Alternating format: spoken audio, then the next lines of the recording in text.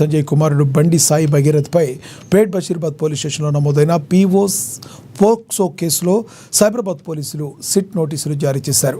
నేడు మధ్యాహ్నం 2 గంటల్లోగా విచారణకు హాజరు కావాలని ఆదేశించారు. భగీరథ్ అందుబాటులో లేకపోవడంతో కరీంనగర్లోని అతని మేనమామ వంశీకృష్ణకు పోలీసులు నోటీసులు ఇచ్చారు. మరోవైపు హైదరాబాద్లోని కొన్ని ప్రాంతాల్లో ప్రత్యేక పోస్టర్లు వెలిశాయి. శేర్లింగంపల్లి, గచ్చిబౌలితో సహా అనేక ప్రాంతాల్లో బండి భగీరథ్ పరారీలో ఉన్నట్లు పోస్టర్లు వెలిశాయి.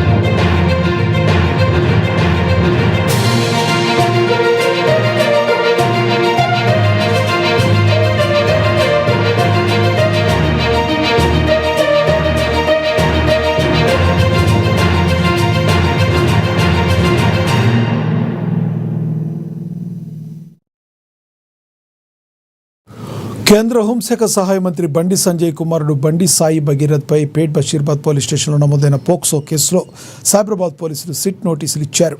నేడు మధ్యాహ్నం 2 గంటల్లోగా విచారణకు హాజరు కావాలని ఆదేశించారు. భగీరథ్ అందుబాటులో లేకపోవడంతో కరీంనగర్లోని అతని మేనమామ వంశీకృష్ణకు పోలీసులు నోటీసులు ఇచ్చారు. మరోవైపు హైదరాబాద్లోని కొన్ని ప్రాంతాల్లో ప్రత్యేక పోస్టర్లు వెలిశాయి. శేర్లింగంపల్లి, గచ్చిబౌలితో సహా అనేక ప్రాంతాల్లో బండి భగీరథ్ పరారీలో ఉన్నట్లుగా పోస్టర్లు వెలిశాయి.